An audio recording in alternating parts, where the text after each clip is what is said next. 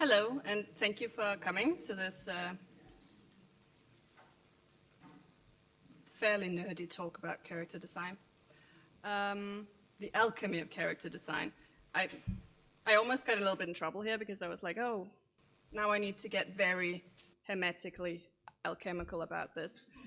But it's mostly just going to be about transformation and about how to use characters to transform a play experience in role-playing games, mostly focused on LARP because that's what I've been mostly doing, but essentially for all types of narrative that you can get lost in.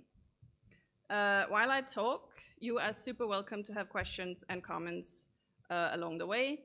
I will probably take them sort of in between sections, but just lift a hand if you want to say something, and I will try to make an effort to see you.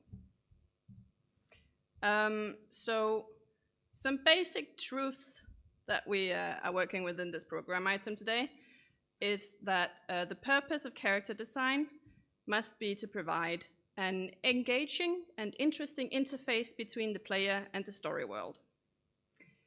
Since we're talking about role-playing games, it has to be a character in the sense of someone that we could imagine having a personality.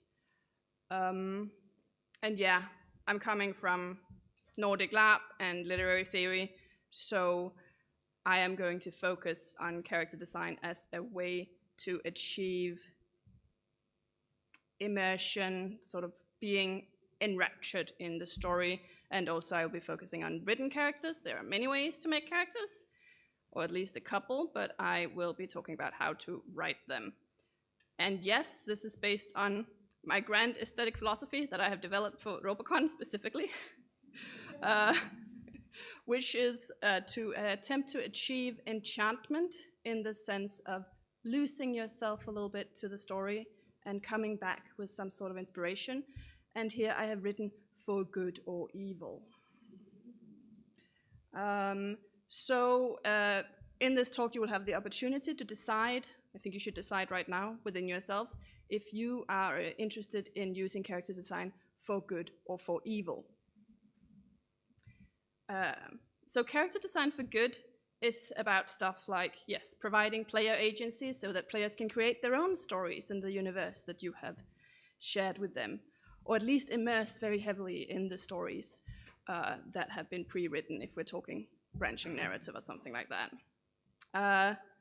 It's about helping players really feel connected to the story and connected to each other and connected to the character. It's also about improving your writing and design skills, because the more characters you write, the better you will get. And of course, it's about helping players get in touch with what inspires them and what brings them joy. So, good things. Then we have character design for evil, which is about how to manipulate players into doing the story the way you want them to and not interfering with your grand design ideas.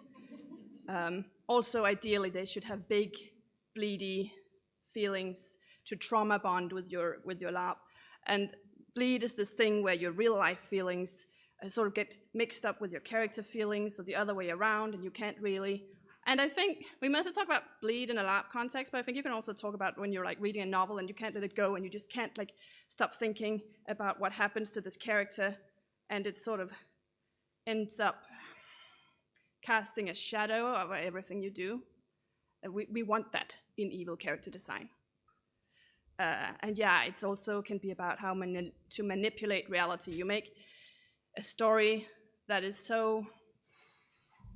that takes someone over so much and inspires them so much that afterwards they think, I should live the way Freja wants me to live. And yeah, like that can be stuff like taking care of the climate, or not killing Palestinians or whatever. But it could also be something evil. Hypothetically. Joining my cult and giving me all your money. Something like that. Anyway, so these are the two sides that you can choose in the great alchemical work of character design. Yes, the great work. The great work is to use immersion to achieve this sense of enchantment that transforms the soul. By which I mean creating the sacrament that connects player body and character soul to become one thing. That is what we want to do. In literature here, I have a little quote by the narrativist theorist Mike Ball, who says that narratives produce character effects. The character effects occurs when the resemblance between human beings and fabricated figures is so strong that we forget the fundamental difference. We even go so far as to identify with the characters, to cry, to laugh, and to search for or with it, or even against it when the character is a villain. Which is just my point that, we can achieve immersion in any story, whether we have a body that we inhabit or not. But of course, LARP has extra potential for good and evil because we do have that body. I'm working actually with 3 different types of immersion. The ultimate powerful immersion is the affective immersion, where you feel that you are the character and you completely forget that you're not the character, at least emotionally, for the present, for the purpose of acting as the character. But I think we can also talk about a sort of, if we think about immersion as just being fully focused on what you are doing in the moment without thinking about it, like this trance state of complete presence, then I think we can also talk about aesthetic or intellectual immersion, where you are just fully focused without necessarily having a lot of big feelings. I mean, there are also people who don't necessarily have a lot of big feelings in their real life. And also, I mentioned like physical immersion, which is mostly a thing in labs that don't have written characters. I think like there are a lot of like these little black box labs, short form labs, that maybe are about how to physically connect with the world, story world that you're in. And I think that you can be absolutely fully locked in on that physical connection, sort of like when you're dancing and you are communicating in a flow state with your dancing partner. So I do just note that I think there are different types. Yes. Now we're gonna do the fun part. You know how when you're at a party and someone corners you and they're like, I will now tell you all of my RPG stories. This is what we're doing now. And we are also now in the first of the 4 stages of the alchemical process. We are in the decomposition of the substance into its parts. This is from a Facebook group that is just about making nice little votes about what we think about LARP. And so, I mean, yes, the meme, clearly, it all depends on the LARP. It differs from LARP to LARP. You can never say anything about anything ever because design is different. But however, I do think it's interesting to notice some of these things that the LARPers wanted, at least in 2021. Notably, I see it's only 6%, but Weltsmerch. And also I enjoy the last one, which is just character sheets, question mark? But we are going to have character sheets today. We're going to have a lot of character sheets. This one is from my lab, The Forbidden History, which I make together with Atropos and also some other lovely people. And yeah, it's based on Donna Tartt's Secret History. It takes place in the 80s. It's in a Polish castle. You wear tweed and you feel great things about the search for the sublime. And I have highlighted here. We can see that there are different things in the character sheet that are probably normal to a lot of character sheets. We have stuff like age, gender, nationality, and then I have highlighted the things that are specific to this lab in some way. Sexuality, I have highlighted because this is a lab that has a lot of different queer identities and sexualities. So we have that written out here because it's a really big part of the lab.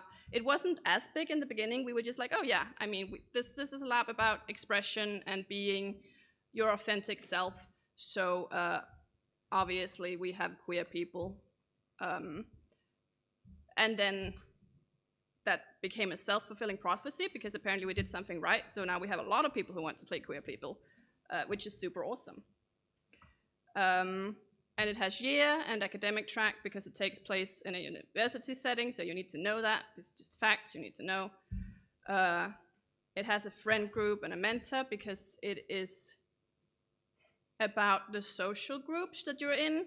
Because in the novel that we're not based on, but inspired by, you have this toxic friend group. So we also have lots of toxic friend groups, which is why it needs to be a part of the character. And then we have the who you are, who you used to be, because we are so interested in this process of transformation. So we need to have something in the character that shows how it has changed. And on the right here, I just have an example of how the top of a character sheet looks. And the rest of the things that are pretty standard, like we have some inspiration. You can have inspiration for any setting.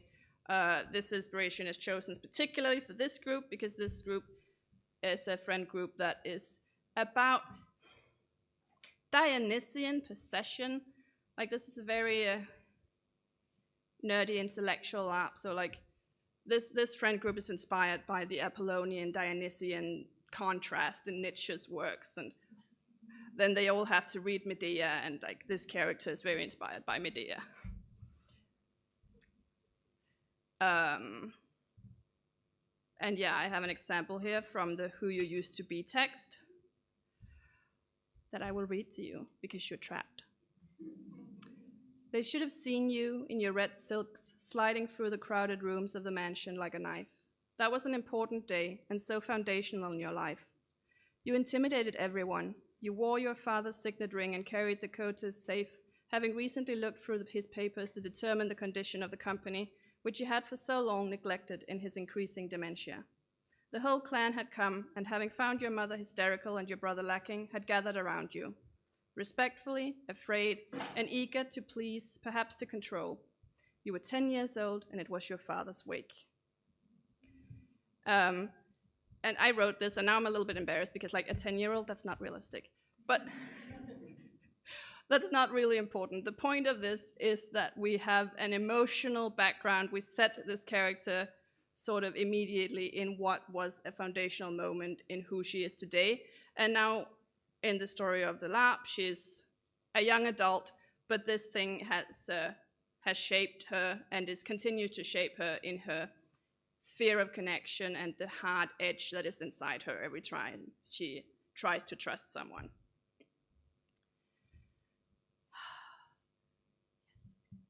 Oh yes, and this is regarding the gender sexuality thing. We have in all the characters that are trans or agender or non-binary, we have a little note because the lab takes place in the 80s, so we're like, oh, but you know, it was called something else. Maybe you didn't have a name for it, but this is the context that you would have had at the time to understand your identity, just so that that isn't something that they will be questioning and that will be unclear, and some people, like, it just needs to be clear, and it's something that we needed to include because this is a theme that is important to us to have space for in this lab. Because it's part of this authentically expressing yourself, even when you, in the story, don't quite actually yet have a language for that. Oh yes, and then some things we can note about this character is that it has college content, it has relationship content for friendship building, it has the space for expressing these special types of eighty-fied identities, and it has, yes, these transformational ingredients. Next character. Okay. I won't tell you as much necessarily about every single lab, but Fairweather Manor is an upstairs, downstairs, early 1900s lab that I got involved with in the last run, specifically for character writing purposes. And again, it has a lot of these standard ingredients that you can have. And then specifically, because it's a lab where it's important that you have people of different status, so it has to be clear what your status is. And here you can be upstairs, downstairs, or we didn't call it bourgeoisie, but like somewhere in the middle. It's also very much about what age group you're in, because the characters are divided in age group depending on what sort of, that tells you what kind of play you can expect. So if you are young, and they're all adults, but if you're a young adult, you're probably doing romance play and trying to like get into a semi-forced marriage and stuff like that. If you're adult, you're stressing out about your shipping company secretly going bankrupt. And if you're old, I guess you're still stressing about your secret bankruptcy, but you know, you're trying to think of your inheritance, you're trying to get over your PTSD from the war, stuff like that. And here we also, I introduced these pictures that we had on top of all the characters to just sort of hook people emotionally right away, so you get, before you even get into reading all the character, because there can be quite a lot of information, and that's ridiculous to say in Finland, because I know that you guys write 60-page characters, and these are like 10. But to the weak people outside of Finland, 10 pages can still be a lot. And then it can be nice to give them information in different ways that can sort of help them take it in, which is another thing with like these keywords, where it's just like, okay, you give them a way to sort of immediately make some connotations about what it is that they're playing before they sit down and have to read like the 6 pages of this is the history about like this guy who is specifically a Polish immigrant and all of his relationship to politics. You just immediately see, okay, we have some sort of servant character. He has some, I don't know what you see when you look at these pictures, but I was like, okay, I mean, he's a bit broken, he's a bit harsh, he's a bit of a gossip, you can't trust him. Hopefully something like that comes across. If it doesn't matter, because I mean, the character doesn't exist until the player plays it, so. And yeah, this is just a basic character content thing where we include, this is from his character, but where we include like some ideas for what to do. For him, these ideas are also, because he's this cold, untrusting character, he also has warm sides, but because of this being sort of the core of his character, he's the valet who's going to backstab you. Then the ideas for what to do are also, he doesn't have to do any of these things, but they're also a way of sort of pushing him in that direction. So yeah, the one feather becomes 5 hens. That says you're a visitor in a place just brimming with scandal, make the most of it, get in on as many dirty secrets as you can. That both provides him with a suggestion for something to do if he's bored, and it also supports the vision of what kind of character it is.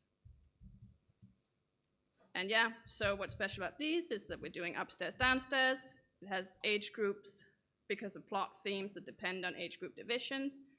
And here it had some ideas for what to do that provide agency. And this was also especially important for this because of the strict upstairs, downstairs thing. Characters could easily get stuck. If you're playing someone very rich and fancy, maybe you feel like, oh, you know, you can't actually, a lady can't actually go and do that many things if you are very faithful to the story world. So then you need excuses to have agency to go and do things. And that's part of helping people find these things. Inside Hamlet, I also wrote this character, or at least I edited it at some point. That must be it, because it has existed for longer than the lab has existed for longer than I've made labs. But I got to write some characters at one point. And yeah, I'm not taking credit for the structure and all of these. Some of them I was part of developing. Some of these I just touched a little. There will also be some characters in this presentation that I have just seen. But yeah, it's based on Shakespeare, so it has, of course, it has a Shakespeare quote. It has a description of what you are fated to do, i.e. what the designers want you to do, and also what you have to do if you're playing Rosencrantz and Guildenstern, who were two characters, but they got the same character sheet because they are basically the same person. And because it's all based on Hamlet, you get a to be or not to be for the suggestions of what you can do, which helps you figure out, like, if you want to take action and do the thing that will possibly change things for the better, or if you want to do something that'll make everything worse. And of course it has a function, and you should always have a function in a character.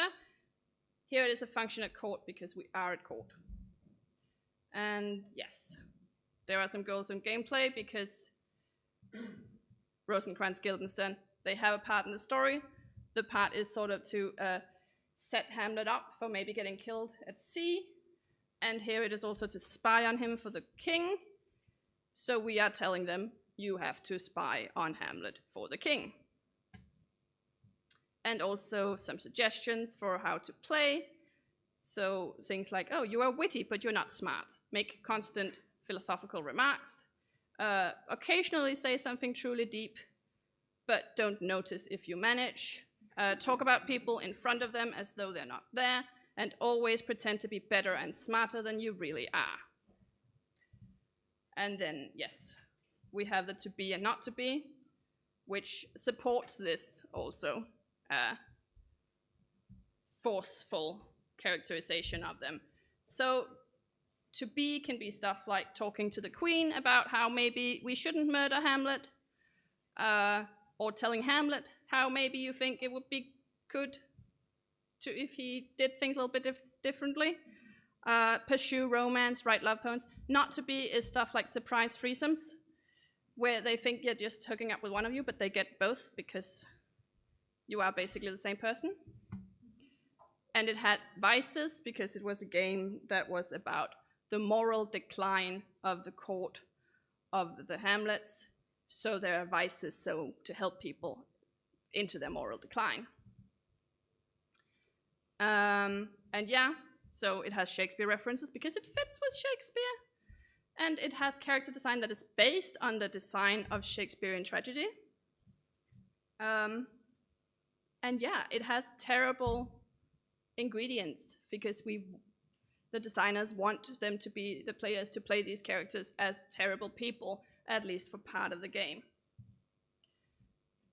This is from Mutant the Last Ark, which I helped make in 2020 in some sort of weird alternate universe world on an island outside of Stockholm. And mutants are innocent creatures. And for this one, we included especially the role in the wild and the role in Arkland, because we're out on the islands and we were like socially distancing. But there's also an ark, which is a big ship that you can, all the mutants, they've been on a big ark, they landed on this island, and so they have one kind of job to do and one kind of role that they will automatically take when they're out in the wild and when they're scavenging, and then there was the thing they were doing when they were on the ark. Then there's also a suggestion for mutation, because Mutant is a tabletop RPG, and in a tabletop RPG you can have all kinds of crazy mutations, but when you make it into a LARP, you're a little bit limited, at least if you want people to do stuff like be able to breathe and not die and these things. And then it had a rumor about the old world to sort of make our technological reality weird, because we are in the future after the climate crisis and all of these things have happened. And yeah, this is actually, forget about the text on top, focus on the geese. Because on this island we had a wild population of geese, and they were making babies in the summer, and so they were walking around, and we needed the LARPers to not mess too much with the babies. They also were swans that also had babies, a lot of animals, And a lot of the mutants, because they are part animals, are very excited about interacting with animals. So we actually needed to put in some of these characters that were very much about talking to animals, this thing. The animals near Arkland have learned fear from the newcomers and won't treat you like the animals at home. Feel free to be deeply confused and wounded by this. So it's like, okay, it's a meta comment. Please don't mess with the cute goslings, but feel free to play on them not wanting to have anything to do with you. And yeah, this is a rumor about the old world. It's about how this espresso machine is for killing people. So, because the island we were on, it had all of this old trash and machinery and bits and parts that you could find. And we wanted people to have the experience when they find something like for instance, we had this 3 big boxes of like alcoholism tests from the 70s.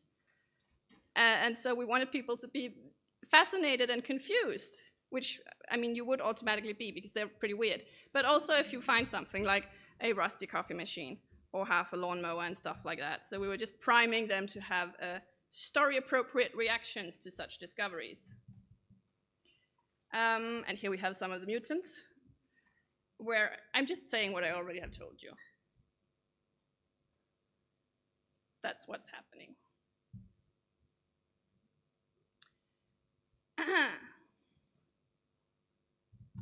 Next character. This is from Fragment, which I just played, but this is a character I played. So now we're really getting to the war story.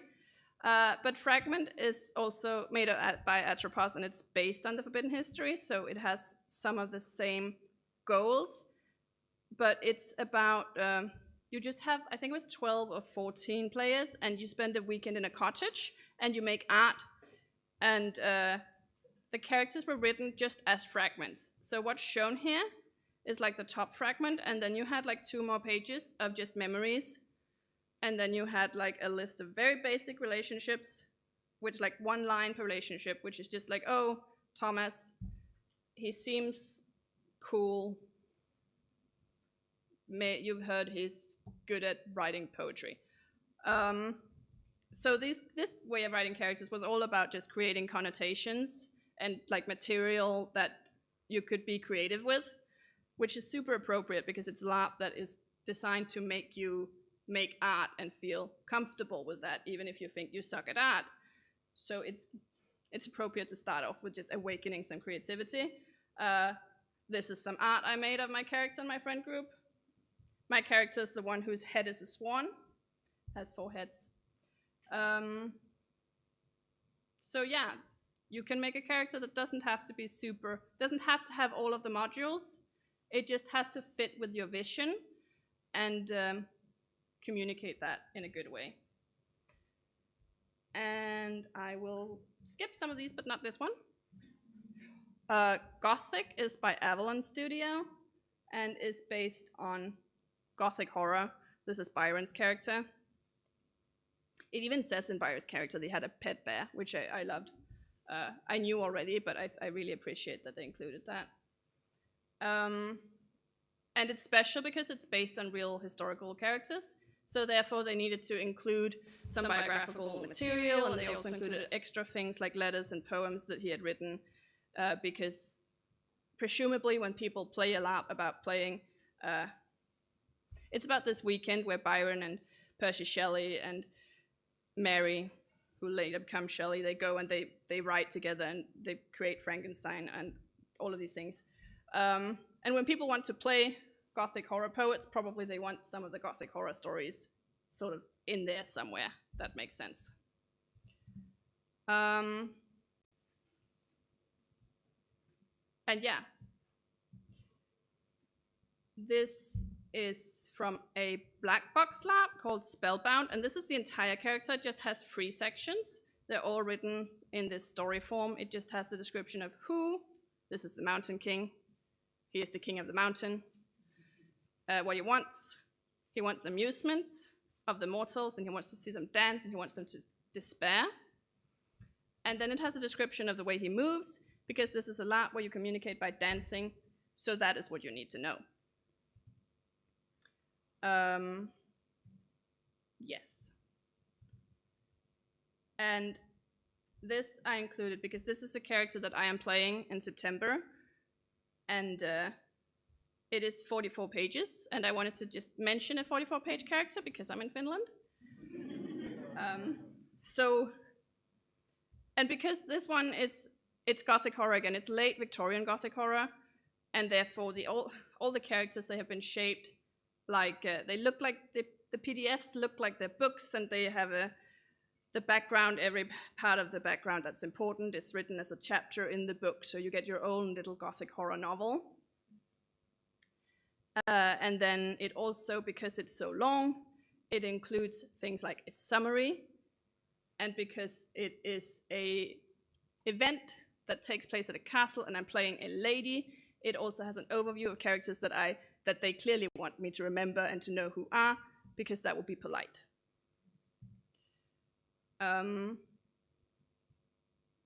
Yes, these different ways of communicating. And yeah, this was Sin City Live, which was neo-noir, so therefore we had a fatal flaw in the character sheet that determines why the character will never get what they truly need, because we don't want any of them to be happy. There is no happiness in Sin City, which is also in the film noir murder mystery. There's also no happiness.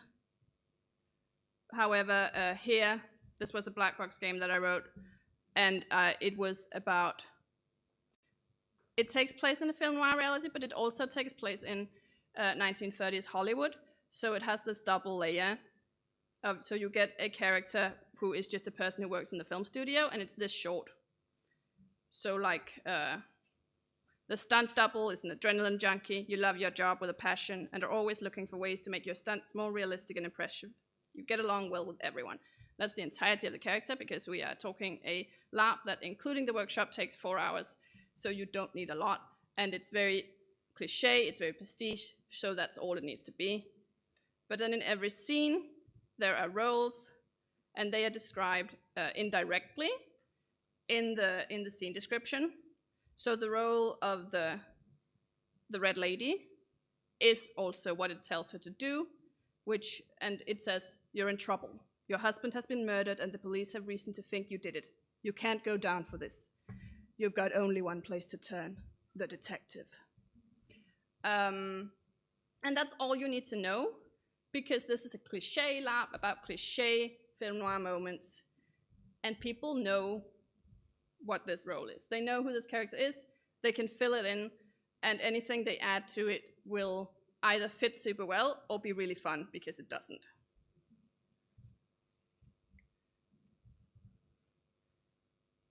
This is an example from a Vampire the Masquerade story, and they have, pretty specific, this is what you include in a character, but sometimes you can still include something extra. And this is a vampire who is a doctor. And this is for the story Under the Skin, which is about losing control and being taken over by like this thing. And so loss of control is a theme in all of the characters. They have pre-written characters because it's a one-shot. It was written for Gen Con, then you can just run it. People don't have to sit there and spend the whole time rolling up their characters, because that can take a long time. And because I wanted this to be horror, I was like, okay, what's a horror concept? Okay, we have the horror concept, loss of control. It also plays with cannibalism, auto-cannibalism. So I was like, okay, is it possible to make this feel more frightening and to possibly create some sort of immersion, even though it's brief and it takes place at Gen Con in a room with like 10 other tables where people are playing tabletop? I don't know, but I figured that if you put some seeds in the story somewhere that tells you, okay, this is why this character doesn't want to lose control. This character, she's a doctor, she was like very popular, like very talented, and she always had a lot of control over her life, and now she has none. So that's why it's scary for her.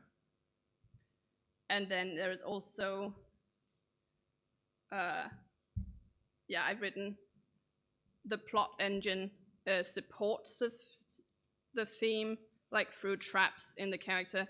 So her ambition, which is to like buy her freedom, is kind of meant as a trap to get her to engage with the mechanic of losing control, not wanting to lose control, getting control back.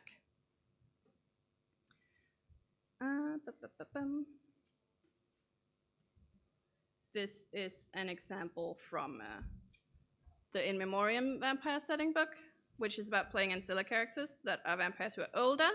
And so we were like, okay, say it takes the basic mechanic of character creation and then it adds something on top of it to sort of flesh out this experience of having lived through different eras.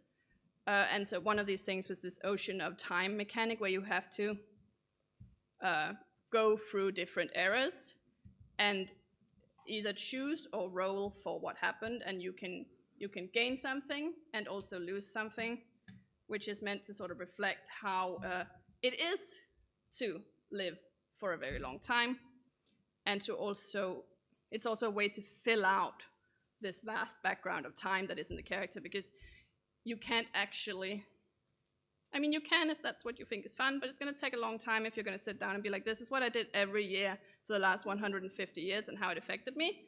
So we were like, how can we sort of make this a little bit mechanical? Yes. And then we are just moving on to when I was working with branching romance in this mobile game, which I thought it was also interesting how you do character design there, because you have to, it's all indirect, because it's, you know, it's written like a script, you make choices, there are some different ways that you can communicate character. So you get a little picture of the character who is on screen at any time, so when they talk, there's a picture of them, and then they have, these are the emotions that you can have in the My Fantasy game. You can be shy, flirty, angry, surprised, joyful, sad, or default. This is the extent of what you can feel. And so this has to fulfill every single different thing that you ever interact, all reactions. And then NPCs are described indirectly and directly, so both through what they say and also through what the player character thinks about them, what we have written that they should think about them. And then they are also, the player character is of course also experienced through the reactions that the player chooses to take when they get choices, plus through the inner monologue that we have written for them. So I have an example here where you can see a little example from the script where Bastian, that's our love interest, he says something flirty. He has a flirty smile while he does it, something like the house isn't the same without you, Clark. He always calls her last name, or like occasionally, because it's nice to have a pet name. It feels like they're closer. It's one of these indirect ways where we're like, oh, you like him because he uses a special name for you, so you have a little bit of a thing going on. And then the narrator, which is basically her inner monologue. No, it's not. This is indirect. Here I have described what she's thinking, but it comes through the narrator. You've always heard that you should listen to your gut in situations like this. When you look at Bastian, your gut keeps telling you one thing only: be close to him. And then he says something else. Now he's shy, so we have vulnerability. That said, I'd understand if you'd want to keep your distance from me now. And now she's shy, and she's like, I probably should, but do I want to? And then the player gets to choose if you want to like be vulnerable and admit that you missed him, or if you want to be cool and keep him guessing, or if you want to take this opportunity to question him about his motives and figure out if he's actually part of the mob or not. This was the section of I tell you about my characters. Now we are ready for the second phase of the alchemical process, the dissolution into purer elements, where... Why is it shaking? Oh, okay, thank you. Where I have just looked at some of the things that I have said before and what I pointed out, and just been like, oh, what is actually included in a character sheet? These are just some modules. You can use them, you cannot use them. Characters can be short or long, but these are some of the things that you can put in. So we have some facts of identity, which might be age, name, gender, nationality. Maybe some keywords, which are just basically facts or info, or it can be something that's more emotionally about connotations. Maybe we have an archetype who is just sort of a quick access to who this character might be. Then we have their relational connections to the story world through what group they're in, through their close relationships, and through their position, like, do they have a job? Is this the detective in the film noir reality, or is it the dame? Then we have these different evocations of background that can be stuff like memories, things you've experienced before, what has happened, purely like a list of what has happened throughout your life, different kinds of thematic anchoring in the story world, that is like stuff like pictures, poetry, a theme song that's been linked, and also, of course, elements that make the character unique, because you can have all of these things and then just have basically the same. You need something that makes it feel like this is a person, and it doesn't have to be a lot, but just something that you can grab onto. It can be like, oh, there's something happening here, that's secret magical ingredient. If it was a romance, and it was like a pretty cliche romance, maybe it's something like, oh, you're clumsy, but men sometimes like you anyway. Then the character needs to have some sort of drive that gives them agency to react, which is especially important when we have like a LARP or a tabletop game, because if the whole narrative is pre-written, they will do things. Surely they will do things, but if it is player-driven, you need to also give the player drive, which can be through motivations or instructions, where you just literally tell them, okay, if this happens, you have to do this. Like, you make a rule. Or it can be stuff like a tragic flaw, or something you're fated to do, or something you're afraid of doing, that will push you in the opposite direction. Then, yes, this is also connected to agency and alibi, which are further excuses to act, which may be like some sort of position that you have in the lab. Is it a cult lab and you are actually secretly the undercover journalist who is here to reveal what it's all about? Because then you have plenty of reasons to go into rooms and engage with situations that you wouldn't necessarily otherwise have. And then you can have all of this meta communication about how you should read the character. A lot of time you will get a whole long document for lab that says how to read your character, or like all of these things, and then it says stuff like, oh, don't feel obligated to play on everything, because people understand things very differently, and some players will get a character and they will be like, I must now do exactly what it says, down to the smallest little detail. And some people will just be like, see it and throw it in the trash. So ideally you want to have sort of nice middle way, depending how evil you are in your character design. And yeah, communicate stuff like degree of how much you can modify it. Maybe it has some kind of special connection between the player and writer. Maybe you have some sort of direct message. Gothic had direct messages because all the characters were written by the same man, Simon Brent. So he has these little messages that he's written, and he's like, oh, I hope that you will enjoy my character and in this lab. And then you connect like some kind of special bond, which can be useful.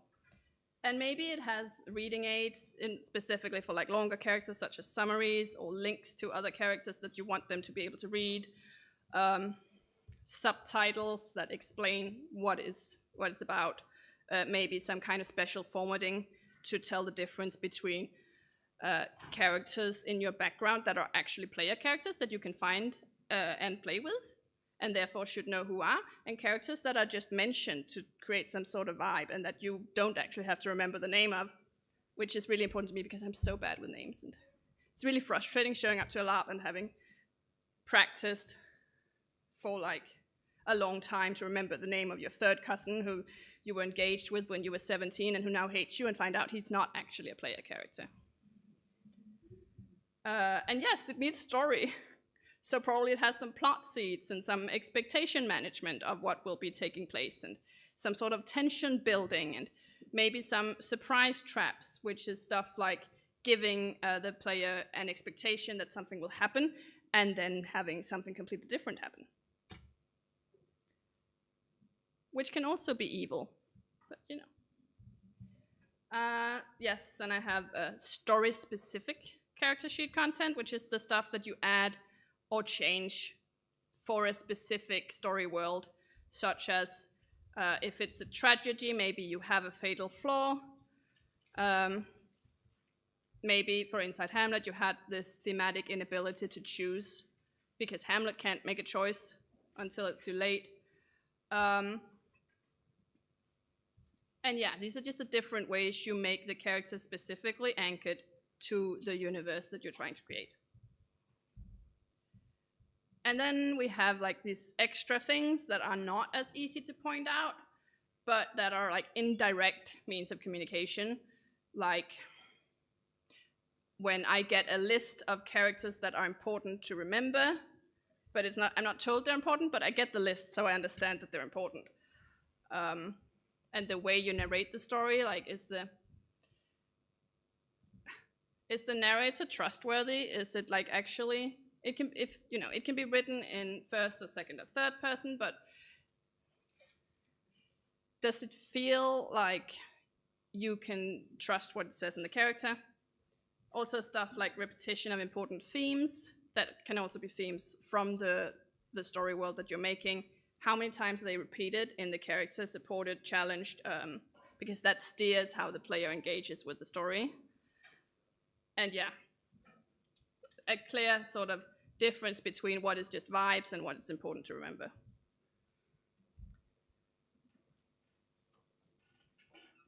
And everyone who's going to a different program item are allowed to do that. No. Then I have this list of necessary prep steps that I think it's important to do before you design a character. Understand the story world. Where, like, what is your setting? What is the core themes and story? And yes, then I attended Francesco's talk about the difference between board games and role-playing games, and he was like, you need to follow the internal rules of your story world. And I was like, yes, absolutely.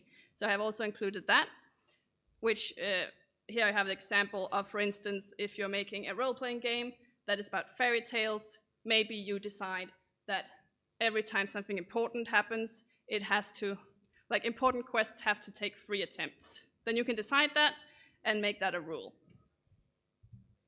You should understand the experience that you want the player to have. Because otherwise you cannot design for it. So if you're making a Vampire the Masquerade role-playing game, maybe you want to focus on the negotiation between your humanity and your beastly drive. Or maybe you want cool combat scenes, or maybe you want both. And like what you want that experience to be should steer how you write the characters. And also, like, yes, the off-game experiences. Is it a LARP? Is it going to have luxury catering? Or do you want people to, for real, struggle to feed themselves? If you want that, maybe you should also just consider why you want that. And then, of course, you need to define the purpose of the character. Like, does it provide a core part of the experience? Or is it just sort of an extra layer? Because you can put your design in different parts of the story, right? And yeah, so you need to decide and know like what does it need to do, what does it need to communicate, what story does it tell, does it just support the main story or does it have its own story? Is there some kind of plot supportive or like practical purpose that this character is also fulfilling? Are they also kitchen staff, so the player needs to be able to go and do kitchen things? Are they also the king, so they need to have speeches and be take up a lot of social space in a room? And also, like, is the character design important to your team motivation, your vision, your motivation? Because that actually also matters, because you will ruin yourself as a creator if you don't show a little bit of consideration to what motivates you. Determine audience approach. Are you going to, and that's more about just the overall game story design, but are you going to give a fuck about what makes people want to play your game or not? Is it a small game where you're like, oh, I make it, they can come or not? Or are you so, do you have the privilege of being able to just be like, I will do what I want to do, and then they will come because I know it will be a success because I've done it before? Or I just, whatever. Or do you need it to have a lot of people? Like, is it a lab that takes place somewhere in Germany and that has 4,000 players? Because then you probably need it to be fairly broad, and you probably need the characters to be fairly simple if you provide any characters at all, besides maybe some basic design instructions. Or are you doing a hostile design, where you are actually going to put people through a series of challenges to make them deserve to attend? And it doesn't have to be either or. For Forbidden History, we do have a little bit of a hostile design, because for one thing, we have a player questionnaire that when you have signed up, you have to fill in a very long, extensive questionnaire and read a lot of info, which is part of like this is a lab that takes place in a dark academia world, and actually some people show up and they're surprised that we have lessons and we want you to read Nietzsche and Plato and stuff like that sometimes, and making you go through this extensive questionnaire is sort of a way of going, are you okay with that? Maybe. And yeah, you need to know the limits of your design, what is practically doable and enjoyable, like how many characters can you actually write, how many writers do you have to write the characters? Do you have the time and energy to make more writers? Do you have a budget? And you have written time, because time is also, there's a limit on time. Even when people are volunteers, they actually only have a set amount of hours that they can work for before they just cannot do it anymore. Are there any conflicts between the former previous categories? And you have said, like, for instance, you have a role-playing game that's set in the Wild West, but you want the experience to be a slow burn romance, which I think would actually be a pretty cool game. But it's not something that will automatically happen, so you do have to design for it. And yeah, just other limits, other things you have to care about. And then there are some things that you can do when you prep, which is stuff like look at whether there's some role-playing game design needs that you haven't been able to solve that could be solved in the character. Also, if there's something that will just make you happy. And also, if, for instance, you are making a lab, can you make the game masters have characters so they can also play their own game? Is that possible?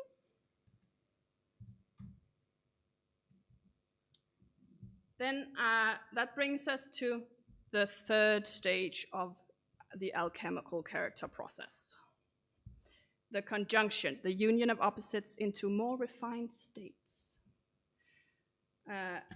And what I have, the toolbox of writer-led character design. And here I've written that LARP is greater than tabletop, that is greater than storytelling, which means that these tools are more useful for LARP, probably. There are not that many tools in here, I think. Oh yes, this is the first one. These are several things, and this is the the first tool of successful character writing is to get over yourself. And this is based on that I, for a while, I LARPed in reality as a copywriter. And it felt very LARPy because I'm a game designer, and so I have to go into an office and do things and have conversations about things like how to get people to buy more products.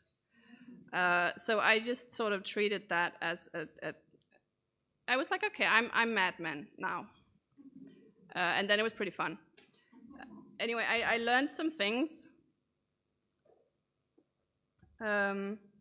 because I was both being a copywriter, I was also being a project manager, which meant that I had to deal with feedback from clients. And you can't do that in marketing if you cannot handle critique. And I think there are a lot of fiction writers that actually really struggle with this because we put our souls into what we write. We're like, this is my creation, this is my baby, this is the thing that I have put out into the world, and this is how it is because it is how it should be. And you can't write a text for an ad with that approach. You need to learn how to pretty quickly have the approach to writing that it is a craft, and that you are just a person doing the craft, and that what is on the page doesn't actually represent the purity of your spirit or whatever. So you just need to kill your writer ego, and I think that is super useful for actually any kind of writing whatsoever. So I really recommend that. And also marketing taught me that, you can use some dirty tricks, and here I've written, analyze target audience to know what motivates action. And I think you can do that for a role-playing game also. Like, how will people be reading your text? How will they be understanding it? That actually matters, because the character and the experience comes out of how they read your text. It doesn't come out of how you meant it. Which is also goes to the reading what you actually write, which is so difficult. Like, I know so many people who really struggle with this. I struggle with this. I make myself do it all the time. And of course it helps. You can take a step back. You can go away. You can do something different. You can come back. That helps massively. But what if you're writing on a deadline and it has to be ready now? Then you can read your text out loud, because your brain will automatically fill in words and meanings that you haven't actually written. But when you read them out loud, it can help you discover that. You can also record yourself. But basically what you need to do is that you need to sit down and you need to look at the text you've written, and you need to see what it actually says, both purely practical, does it have all the words that it needs to have, but also I had this professor at university who was very strict about text analysis, and he was like, if it doesn't say it direct, if you cannot point down to the place in the sentence on the page where it proves that it says the thing, it does not say the thing, and it is just something that could possibly be interpreted. And possible interpretations are fine. You can layer them, which is also why it's useful to have like thematic repetition, because that makes it more likely that people will pick up on what you're trying to tell them. But sometimes a text just needs to actually say what you are trying to get it to say, and you need to check whether it does that, and it's not just possible that it could say that if the person reading it already knows what you mean. And then I have also included the communication feedback loop. That is mostly about the thing where, like, oh, you say something, the reader understands it, then their understanding influences the meaning. And in a LARP, then that meaning will spread quickly, like the plague, between the different players. Also, actually, in a tabletop game, like if you've written something for instance, Vampire the Masquerade, and someone on the internet misunderstands it, it's going to get misunderstood real quick by a lot of people. potentially. I also have calls to action, which is this, when you write a marketing text, then you have a little call to action somewhere that tells the person, go buy product now. And then one of the things you can do for specifically storytelling for evil taken from marketing is that you can go or else. Or you can just go special sale now for you, my friend. And in a character, maybe the call to action is just the plot seed, or it is just the drive. It is just, this is what you want to do. But I think it's useful to think about it somewhere in the character. Does it say what to do next? Then I have tricks for getting inspiration based on thieving and trickery, which are suggestions that when you write a character, you can just steal it. You can take stuff like archetypes, tarot cards, these Myers-Briggs type indicator things, horoscopes. There are so many of these things that are designed to fit broadly, which makes them great for character design, because then the player reads it and they're like, yes, I can absolutely see how I could play that. Maybe they can even see themselves in it, and then we get that evil bleed machine started. You can base a character on historical people, for instance, if you have a historical game, but you can also do it even if the game isn't historical. Who is going to know that your character for the Mad Men lab that takes place in the 60s is actually based on Byron? Who will know? You can base it on people you actually know. They don't need to know that. You can just be like, yes, this character is secretly my ex. That could be very inspirational. You get all of these ideas probably quickly. And then I have also written bibliomancy, because some of these things, you know, the tarot, it's magical tricks. And bibliomancy is just you take a book down from your shelf. Maybe it's a book that fits thematically with your role-playing game. Ideally, it has a lot of, it has to be a fiction book, or at least a lot of storytelling book. And then you just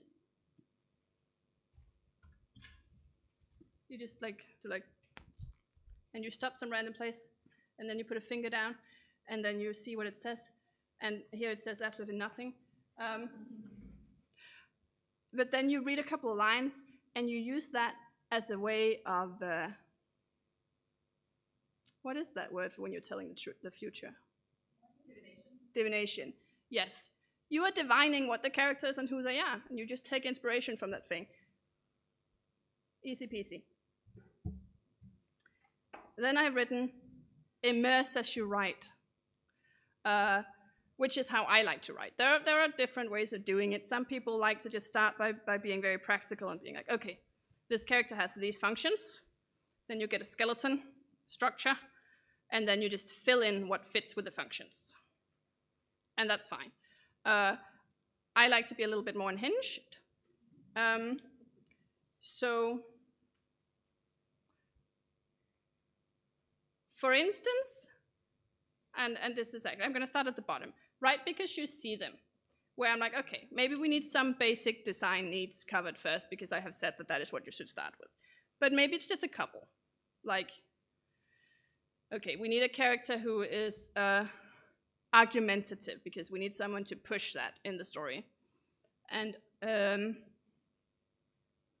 that's that. And then I'm like, okay, need some kind of content for inspiration, which I maybe found using some bibliomancy, or I just have some sort of random thought.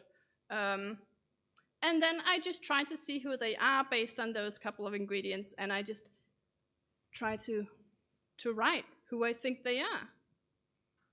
Which I guess is maybe easier said than done, but for me that works. You can write from a feeling or from something that's happened. Well, yes, I've written, your broken heart makes good drama, but it could also just be like, are you angry? Are you stressed? Maybe you're stressed because that character deadline is coming up. Could you actually be writing a character who is also super stressed and just channel all of that into them and sort of maybe get a little bit of creative about the format and just be like, get that sort of jitteriness. And then I've written fall in love with a character.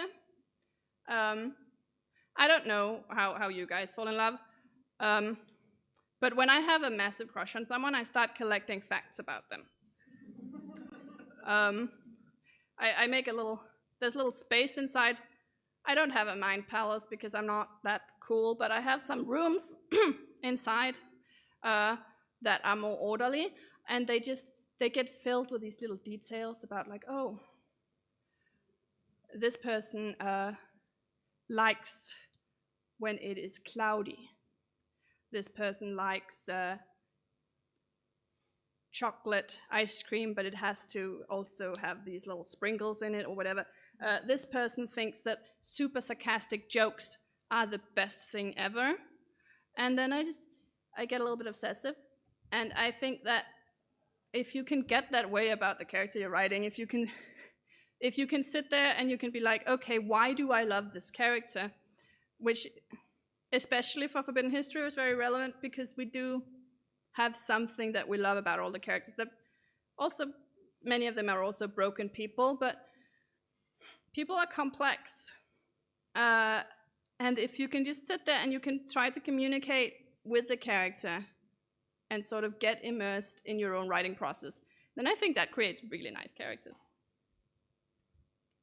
for the purposes of enchantment.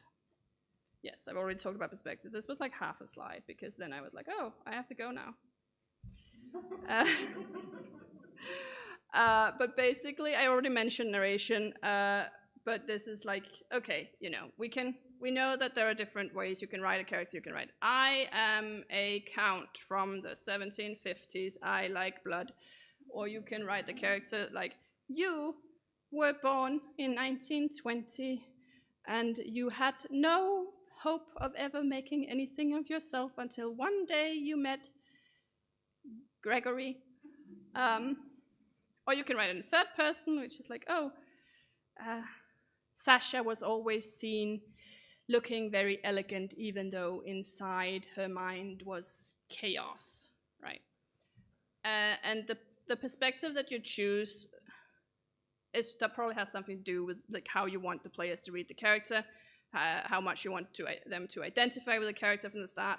Third person tends to be more distant. And third person, like first person,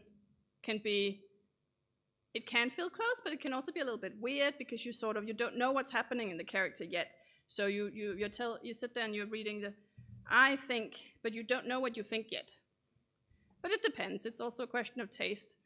But then I've written psychonarration, which is just the thing where you show what the character feels, and you can do that no matter what person it's written in, right? You can describe indirectly how the character is actually feeling, and that can be useful. Then I've written that casting is also a part of character creation. If you have, this is really only relevant for LARP, I think, depending how you do things. But for Forbidden History, like when we started, it was purely lottery. So we just had people sign up, and then we had some kind of rolling numbers system that told us who had gotten a space. And then we had some characters that are written, but then we modified all the characters to fit with what people wanted, which was a terrible amount of work. And also, a lot of the time made the characters slightly worse, because what the players wanted didn't necessarily fit with the character vision overall. And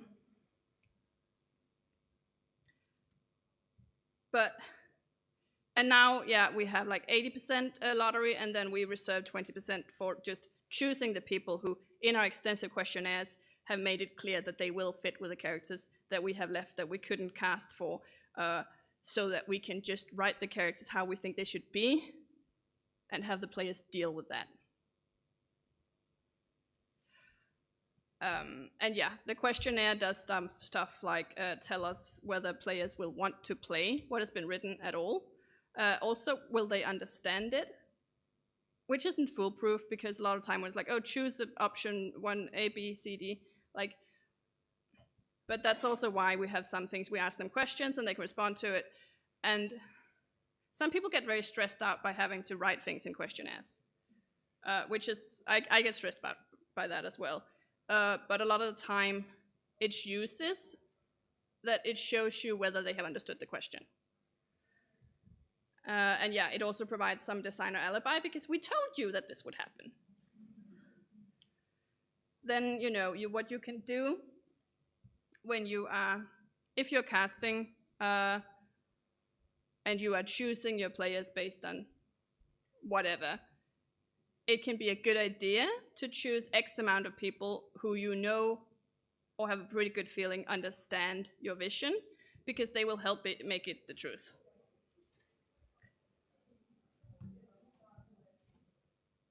Then I have this thing which is tricking players to co-create, which you can put in the character. You can put stuff that helps them develop their character further, such as questions, and these questions can be more or less leading. So these are questions from the Medea character, I think, and they're pretty leading. So the first one is, sometimes you think about all the ways people might try to hurt you. What are some, and how will you get back at them? And like, this isn't a very open question. Like, this question makes clear you are paranoid, you are vengeful, but then what it does is ask the player to define how.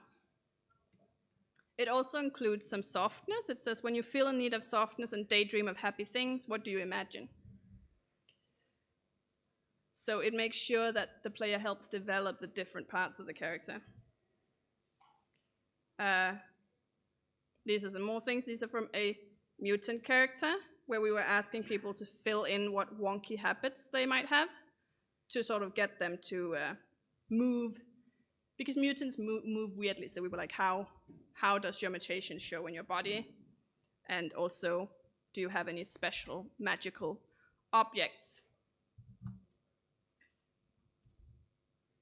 Now we are getting to the toolbox of player-led character design, which is also the last stage of the alchemical process, which is several things. It is congelation, fixation of purified elements, fermentation, transformation into final state, and exaltation, the individual becomes transmuted. This is where the metal becomes gold and the player becomes their character. Yes, again, these rules are going to be most useful for that because there is a body that they can affect, and they will be 100% dependent on the choices offered if you have some sort of pre-written story game.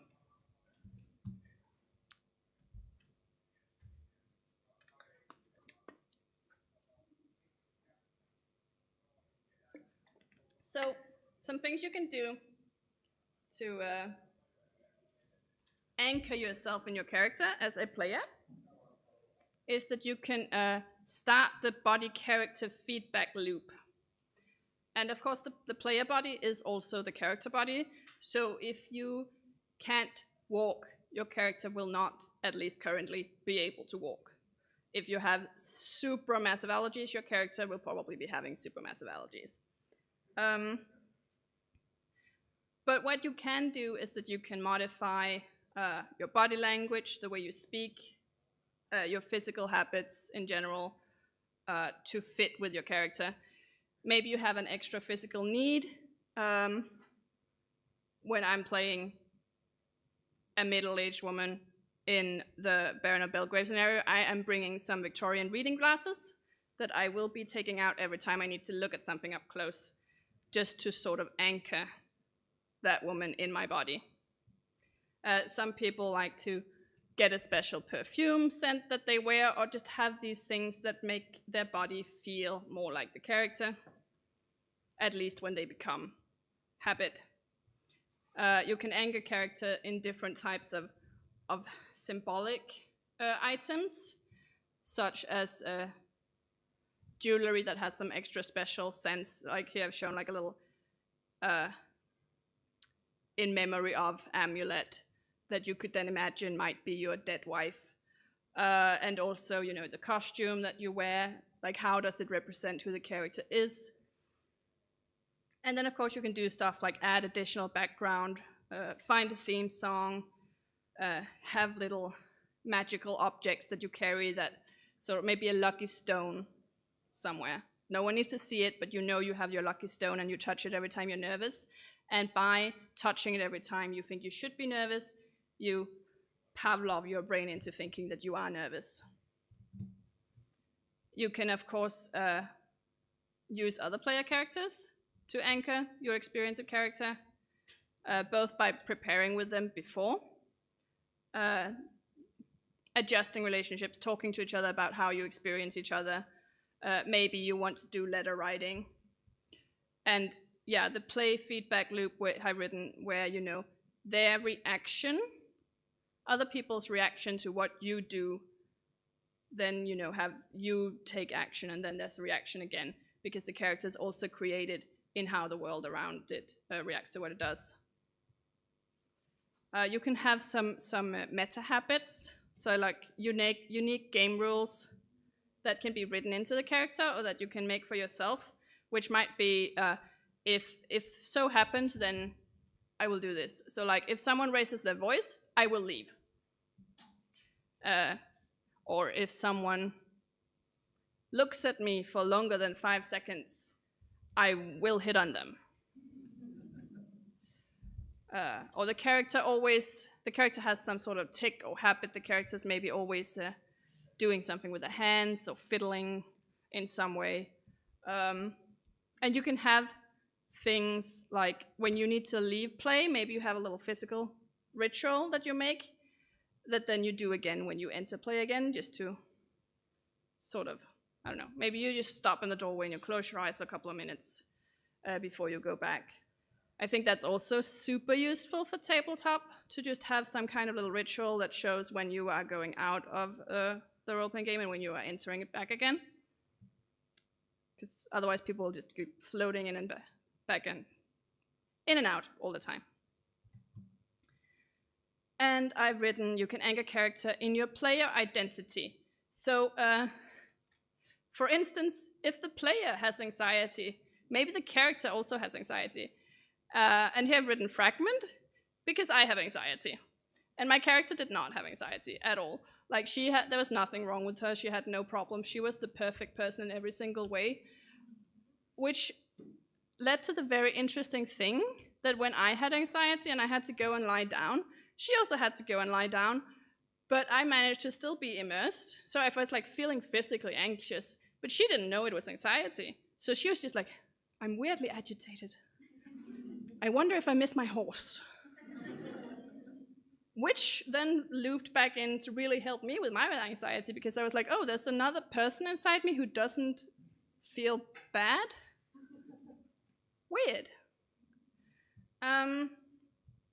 And yeah, you can also maybe, you know, the player, maybe the thoughts that you have as a player, maybe you just treat them as a kind of character stream of consciousness. So when you think something that like the character doesn't fit with the character, don't you think things all the time that doesn't really represent who you really are? Like it doesn't have to matter.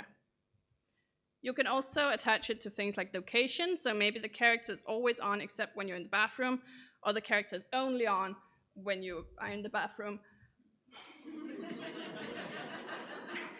Which I think would work if you are wearing multiple characters, because maybe you're playing a character who is has multiple personalities, or who is also possessed by a demonic entity, and no one knows that the character has a demonic possession problem because the demon only shows up when you look in the bathroom mirror. And yes, of course, you can anchor your character in the output that you make while you are playing. Are you making art? Are you journaling? Are you writing angry letters of complaint in character? It doesn't really matter, but producing something helps make this feedback loop also. And then there are some tips on how to manage when you are interrupted. Where I'm like, I don't like when I'm in a fantasy game and someone points up at the sky and they're like, oh, it's a dragon. I don't like that. I think it's nicer to just ignore the plane. where I'm like, okay, I recommend self-hypnosis. When there are disturbances, you just do not see them. And we do that all the time, right? That's why, this might be a rumor, but I choose to believe it.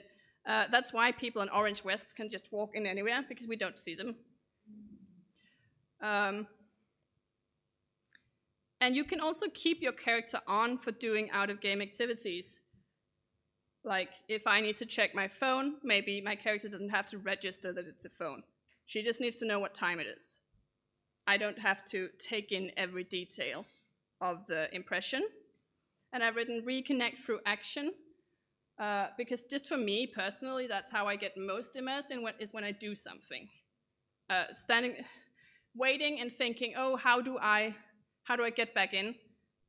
Is, oh, great. How do I get back in? Like that. Yeah, so you do that by doing something, taking action. Final truths. Yes, just to sum up, it's really important, I think, for your process as a writer of anything, that you yourself understand what the text says. Does it have a purpose? Does it have a message? And are those things clear? And I don't think that when you write a character, it doesn't all have to have a purpose and message. You know what I meant. It's okay if the purpose is vibes, but you need to know what it is. Character design a character needs to have multiple paths forward. It needs to be open enough that a player can take it in different directions, because otherwise it's not a role-playing game. A character should provide agency, ability, alibi, and drive. And it should offer connection between the player and the story. Character doesn't exist until it's being interpreted. You can steer, you can try, you can do your best to manipulate your reader, but it doesn't actually exist until they are reading it. And this is also true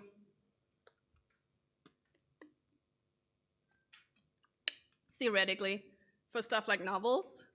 I mean, yes, sometimes you can point and you can be like, it says right here in the sentence, and then it is objectively true. But when it's just a feeling, like, it's the reader's experience, it's the player's read of the character that determines who they actually are.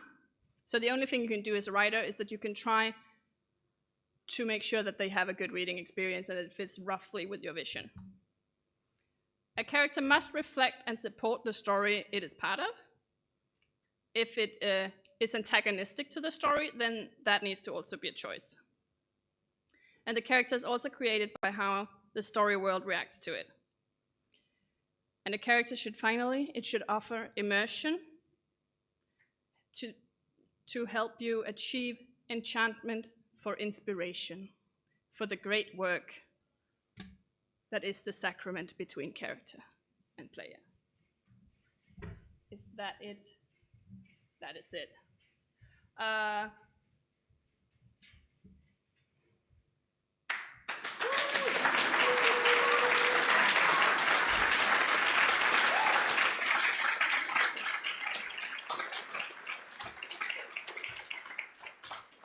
Now I would like you to invite you to have questions, comments, disagreements, blatant opposite theories, anything like that. Yeah, do you have to think about it? I mean, kind of. Okay. So is there any, like on tabletop and stuff, is there any written rule or any kind of rule that how fluid it can be changing from third, second to third person whilst you're like acting on your character? Because that's something that I usually do, that I kind of like at some points talk as if I'm in the character. Oh yeah. But then also in occasions I talk, describe the situation surrounding the character and why they're doing it. And I've always kind of like looked at other people when they're actually like playing like something, really get immersed into the character and looking all of how they're able to do it. And then some people just in general describe it. So is it kind of like, have you noticed something regarding this, or are there like norms regarding this? Yeah. Could you hear him, or should I repeat it? Yeah, okay. So the question is for tabletop if there's any kind of rules about changing between first and third person in terms of like how you are immersed and all these things.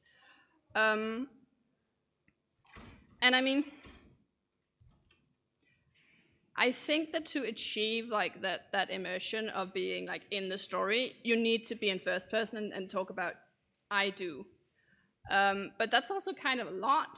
And sometimes to get there, it's nice to start by being in third person and just talking about what your character does, and then you can sort of build towards feeling comfortable enough to talk about your character as you. I think for me, it's like quite difficult to be immersed at tabletop, depending on how it's run. But a lot of the time, you know, you have this. People get up, they go and get food. There's a cat. There's all of these disturbances. Whereas, like when I go to a lab, it's terrifying if I'm suddenly not in character because there are 60 other people and they are all in character. So it's super weird if I am in character. But when I sit there at the table and we have dice and John just said who wins pepperoni, it feels weird to me to be talking about what I do as my character. But I think that's also a lot up to the storyteller and how they lead that and sort of what rules they create around the table for that. And not everyone wants to be immersed in that way. You know, some people just want to tell a story about the characters and what they do together without ever having to identify with them in that way. So there are no rules, it just affects the experience, and then you can negotiate what experience you want to have. Yes? Have you ever experienced a time where a detail has been miscommunicated so badly that it has just went out of bounds of like the whole event of law for it?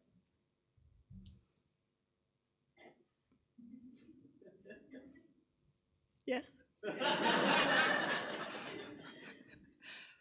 Sometimes details are misunderstood. That is a thing that can happen. And you can just do your best to try to avoid that. I mean, sometimes it depends. It depends on the game, it depends on the character, it depends what it is. Sometimes you have to be very meta and you have to write directly what this means. And this is also part of like know your audience, right?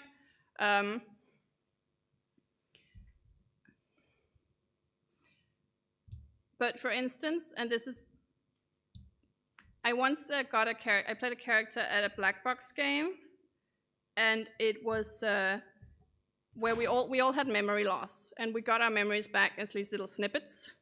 And I got a snippet that was describing how I violently stabbed someone. So, and then I went over to that character and I described into their ear how I violently stabbed them, which was kind of a fuck up because it turned out that the game designer was trying to describe a sexual encounter, but didn't want to use the word penis, so they wrote knife. And that's also, you know, why I think sometimes it's good to just sit down and read the message that you wrote and just be like, could this possibly be understood any other way than how I intended? Yeah. Next question? Yes? You mentioned putting on character sheets what your function in the LARP is, and I'm wondering if you could give more detail. Is it broad, like be an antagonist against the morally good characters, or is it like ruin these 3 people's lives?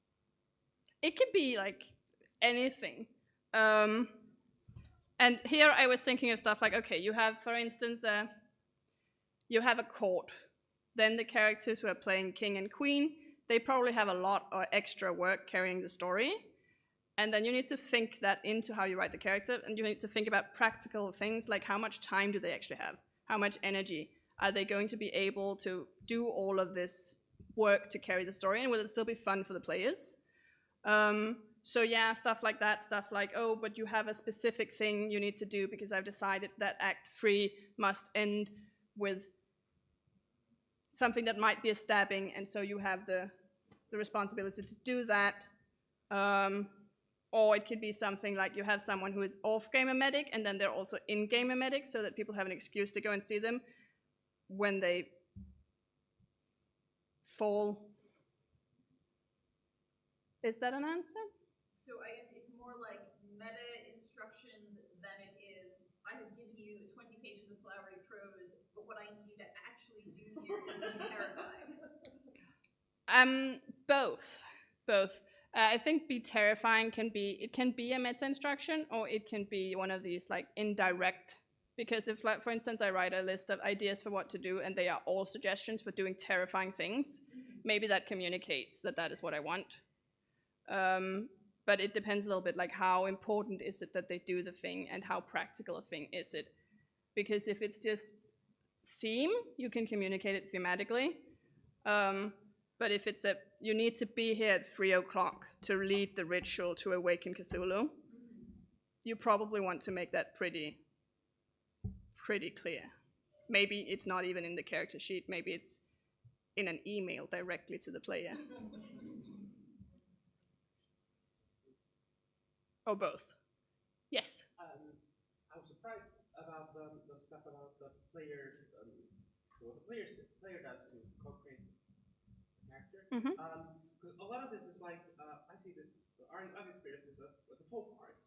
Like people just, like randomly, someone just says casually that they've written a letter in character, like, oh, that's so cool, and also, what? Do you have any ideas, like, should we encourage, should game masters give like ideas, instructions on this? Should we have conferences just sharing these practices? I mean, I think that would be super interesting. Yeah. But it's also, again, it depends on what kind of game it is. It depends on what kind of players they are. Some people, there are also some people who exclusively role play through letters, and who enjoy that. And then there are some people like, I'm not good at prepping for LARPs. I want to be left alone. I do not want to talk about my relationships until I am on location. But that's just because I always take on more work than I have time for, so I need to compartmentalize. But some people enjoy that a lot, I think, and for this reason, that makes it hard to make something that you have to do. If it's a big game, then if you are like, oh, you all must do all of this prep work, then at least you would need to communicate that very clearly before the sign up. But if you'd have a small game, or maybe if you make a small little board game that is also a kind of a role-playing game, and it's just a small group of people, and they all can decide together what they want to do or not to do, maybe it's super relevant to have a write letters to each other section where you sort of flesh out and romanticize a little bit your relationships. So you have, because that can also just be a way of like creating relationships between characters, right? Like you don't need to have the whole design process. Now I've got a lot of like how you put design process in character, but you can put it all kinds of places. It doesn't have to be in the character. You can have a character that's just one line, and then you can be super focused on the relationships that these characters build together and the experiences they have together. And maybe you have them play scenes that have happened in the past, or scenes that will happen between them in the future, and then that determines who they are to each other and to themselves. That makes sense? Yeah. Cool. You?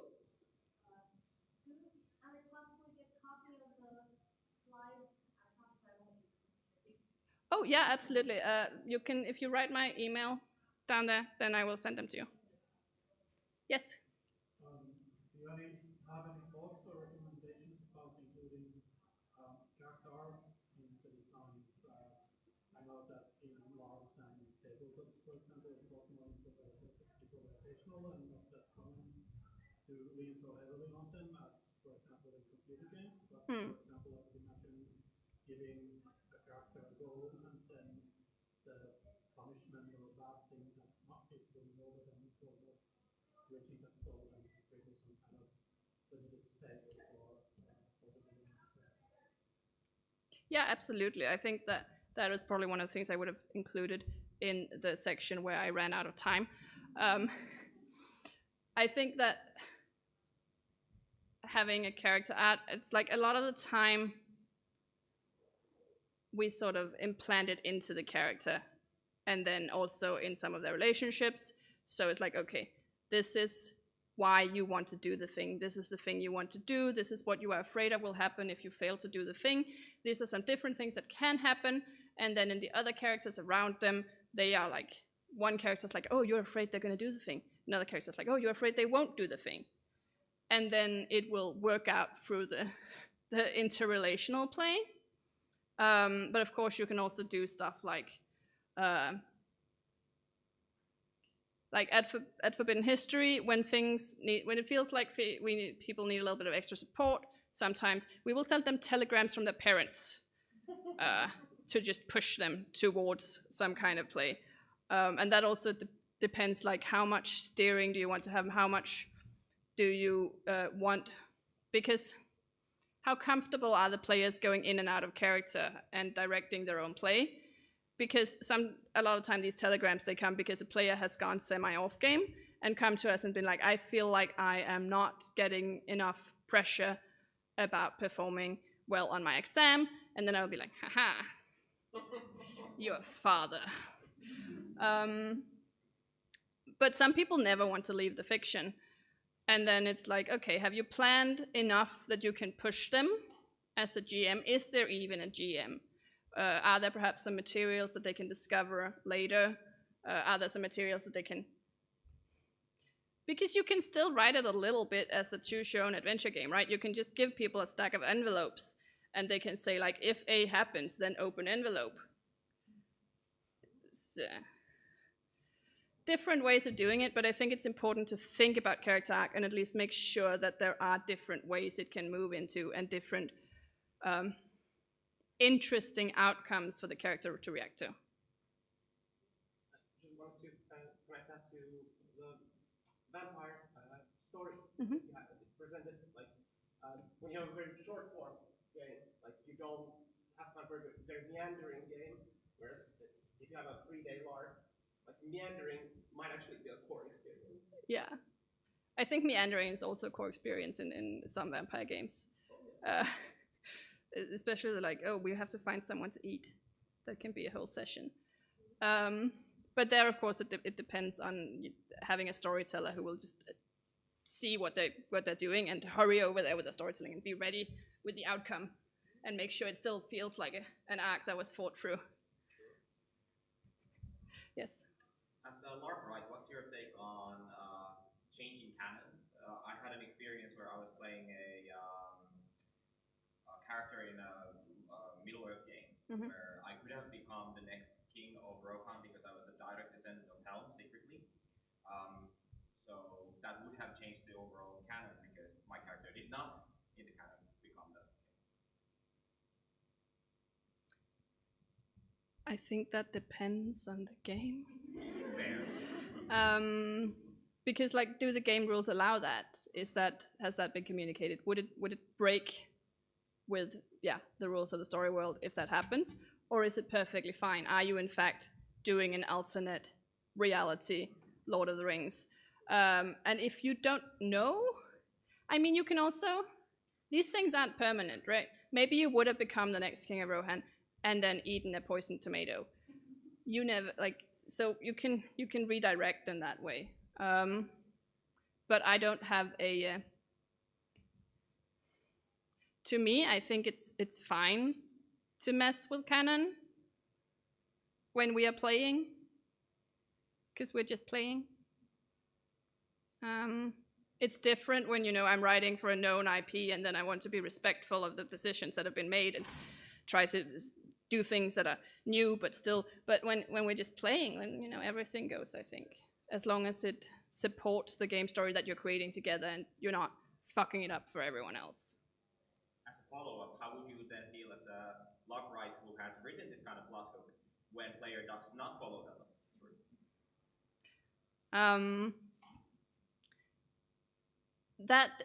I think that if that plot hook was essential for your game to work, you have made a grave error, and you should have planted many different hooks in many different characters if you wanted something to definitely for sure happen. Because it's, when you are a LARP, right, you do not actually own the LARP. You are just providing a play structure that people create stories within. And even if you have all of these hopes that they will do it in a certain way, they might do something else. And if they are not breaking the rules, you just have to suck it up and deal with it. Yes.